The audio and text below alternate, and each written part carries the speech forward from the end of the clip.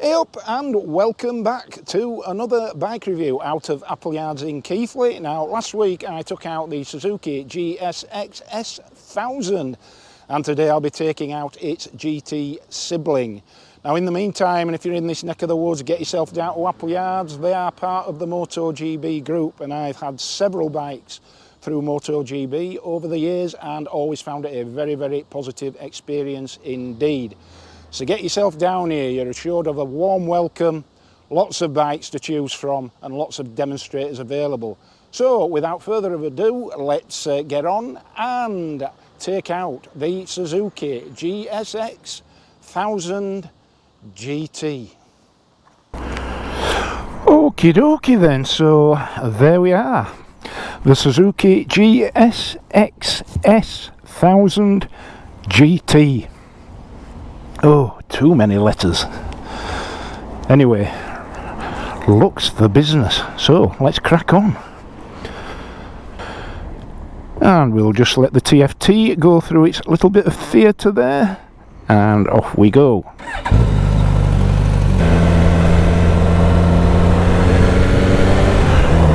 Right, okay, so already I can feel the urgency of that inline 4 engine,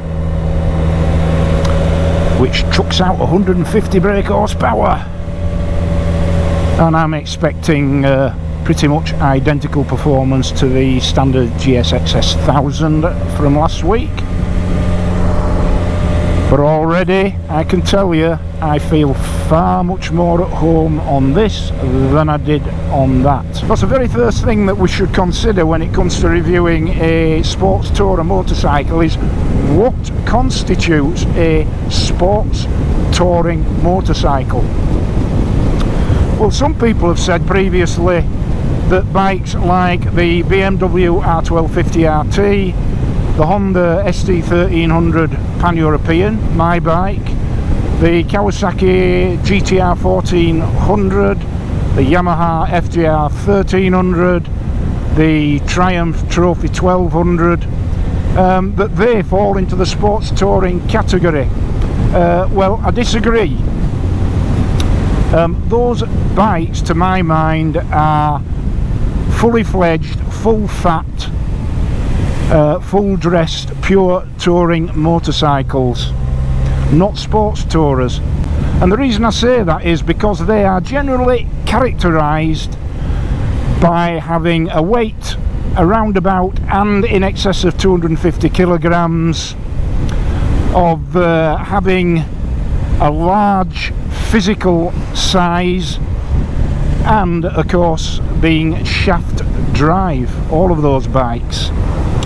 And of course, with the exception of the BMW, those bikes are no longer made, which probably tells a story all its own. So to my mind, those are not the competition here. The obvious rival to this bike, just about pound for pound really, would be the Kawasaki Ninja 1000. Formerly known as the Kawasaki Z1000 SX. Now, back in 2019 I had a Kawasaki Z1000 SX even. It was a brand new one at the time, and I moved that bike on, and it's one of the worst decisions I've ever made. I should have kept that bike.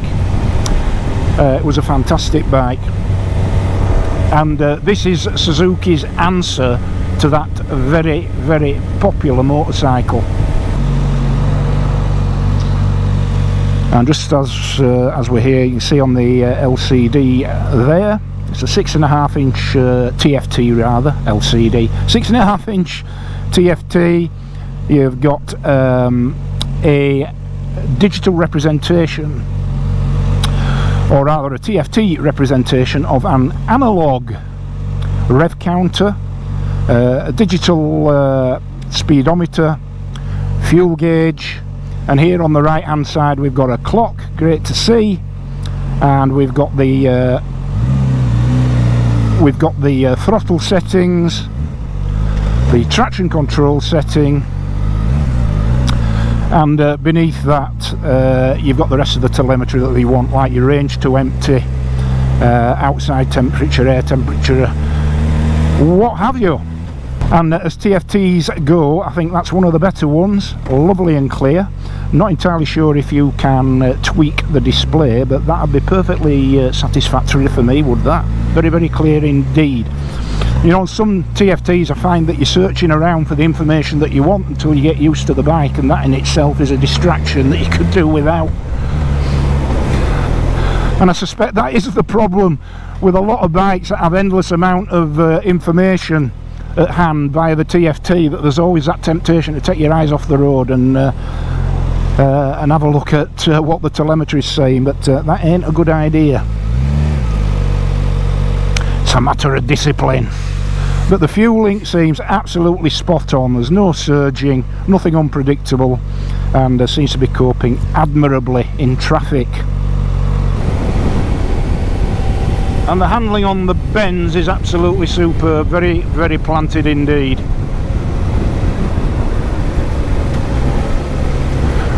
So, having gone on about what I don't think constitutes a sports tourer, let's have a think about what does constitute a sports touring motorcycle. Well, for me, 8 boxes have to be ticked. 4 of those boxes are in the touring category, and 4 of those boxes are in the sports category. So, in the touring category, what are we looking for? Well, we're looking for all-day comfort, 2 up if necessary. We're talking about a useful luggage carrying capacity, so we're talking about OEM luggage options. We're also talking about a usable range from the tank, and we're also talking about adequate weather protection, because whilst on tour you can never be entirely sure what the weather gods will chuck at you.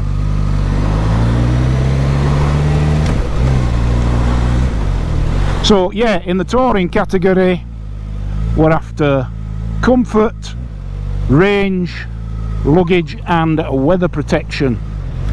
And in this day and age, you might want to add a 5th, i.e. cruise control, but I wouldn't say that's necessarily a game changer, but very, very useful to have. And obviously when we do the walk around, we'll talk about the specs. In the sports category, we're after power, handling, style, gotta look good, and weight. You don't want a sporty bike to be too heavy. And again, we'll look at those characteristics both on the ride and when we do the walk around. So those are the 8 boxes I'd like to see ticked by a bike which aspires to be a consummate sports tourer.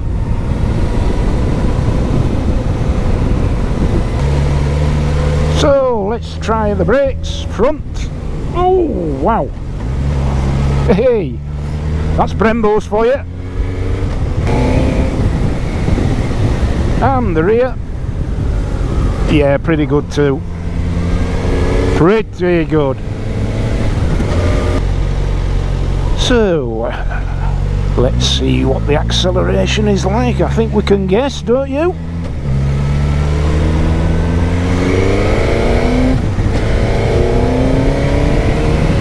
Oh, ho, ho, ho.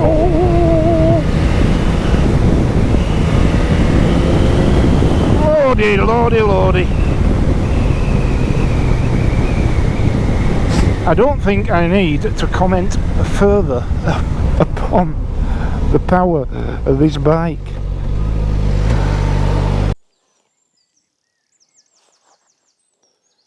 So then, here we are. The Suzuki GSXS 1000 GT. So let's talk through the numbers for you. So let's talk about that engine there. That's a 999cc 4-cylinder inline liquid cooled engine, putting out 150 brake horsepower at 11,500 RPM and 79 pounds-feet of torque at 9,250 RPM. So let's look at the brakes and suspension. So at the front there we have two Brembo 320mm floating discs sporting Brembo 4-piston calipers, which as you can see there are radially mounted on those KYB upside down forks, 43mm with 120mm of travel. And the tyres on here are Dunlop Sports Max or Sport Max 17-inch tubeless.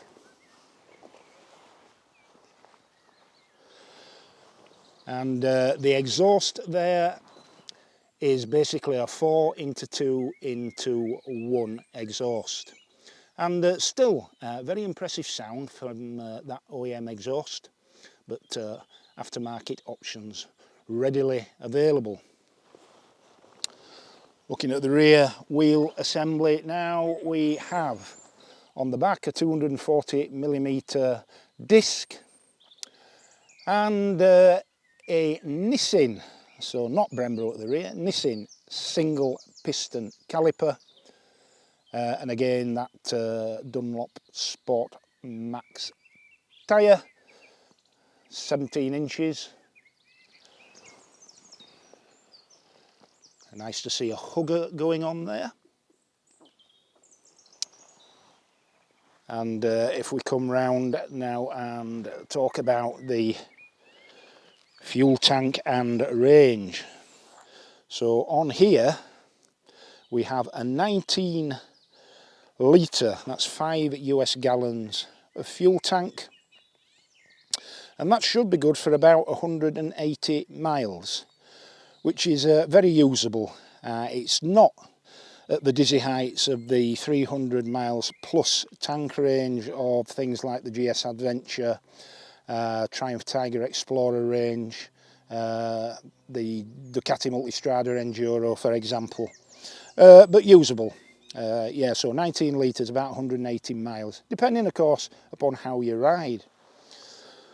Up here we've got that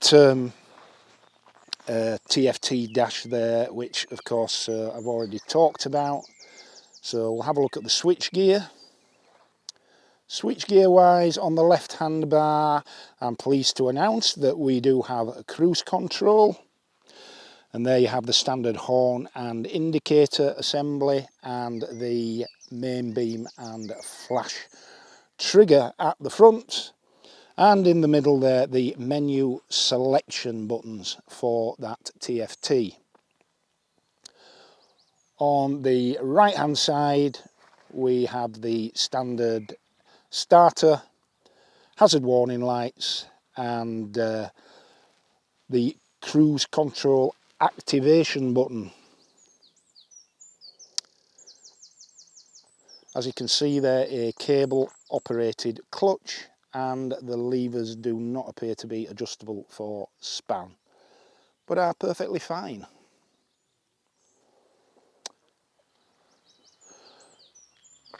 Non-adjustable front screen, which certainly does the job. I didn't experience any undue turbulence whatsoever. And a pretty mean looking front end.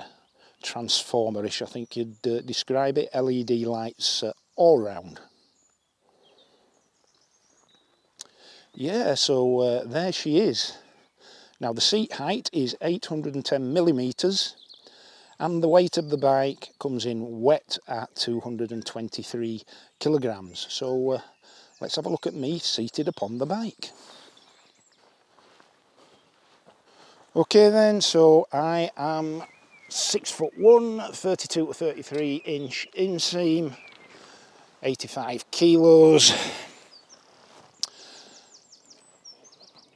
and as you can see, I am flat footed to the ground with still a slight bend in the knee. The actual riding position, leg wise, fairly acute, as you can probably see, with arms at a reasonable stretch and comfortably positioned there. And this feels very, very much at home to me. Now, in terms of the electronics suite on this bike, obviously you've got all the usual TFT paraphernalia that I took you through at the beginning of the video. This bike doesn't have an IMU, but in every other respect it has a pretty comprehensive electronics suite. Now, as I said earlier, we're looking to tick 8 boxes for this to qualify as a good sports tourer. 4 in the touring category, 4 in the sports category. So in the touring category we had all day long comfort, 2 up if necessary, and in that regard I can report that this bike's absolutely spot on. 810mm seat height and a good pillion seat to the rear. Also the required useful luggage carrying capacity, and this bike in its touring spec comes with factory panniers, and they're colour coded and would certainly be the option that I would be looking for. Third is range, and the range on a 19 litre tank you could expect to be about 180 miles, which is perfectly reasonable. And the other is weather protection, and of course you can see that the weather protection on this bike is pretty good, with a substantial body area and fairing to the front of the bike. So all of them 4 boxes well and truly ticked. In the sports category we're looking for performance and power. Well, from 150 brake horsepower engine you can expect every bit as much power as you might reasonably expect from a good sports bike. You're also looking for handling, and the bike handles like a dream. Very well planted in the corners, and very, very capable suspension front and rear. We're also looking for style, and I think aesthetically this bike looks very, very purposeful, quite aggressive from the front end, so a cracking looking bike. And finally, weight, well, this comes in at 223 kilograms, so we're not into the dizzy heights of the 250 kilo plus touring bikes. So yeah, all of those boxes well and truly ticked, and I love this bike.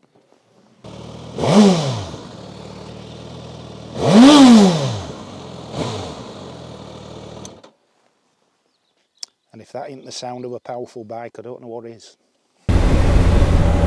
So to sum up then, what do we think about the Suzuki GSXS 1000 GT? Well, as a highly competent, highly rewarding sports tourer, it's hard to think of another bike other than perhaps the Kawasaki Ninja 1000 that will deliver in a way that this bike does. And that is to say that it's all day comfortable, it's got adequate pillion carrying capacity, it has a touring option with factory panniers, it's got a 180 mile usable range, and it's got plenty of weather protection. And if you enjoy the spirited ride, it's got the power and performance, it's got the handling, it's got the brakes, it's got the style, the aesthetic appeal, it's got a manageable weight, and it'll certainly give you all the thrills and giggles that you might want from a weekend scratcher. So in every meaningful way in which you would benchmark a sports touring motorcycle, this bike ticks every single box and then some. And then when you throw in things like the cruise control and little touches like the onboard USB charging port, you have a very comprehensive, usable touring machine indeed. So all that it remains for me to do is to thank Appleyards once again for lending me this bike today, and with particular thanks to Lewis and Kieran and Mikey, and to Kevin, the general manager, who I met last week. Great to meet you, Kevin. Yes, to offer my thanks for these great opportunities that I've been given to review these bikes for you.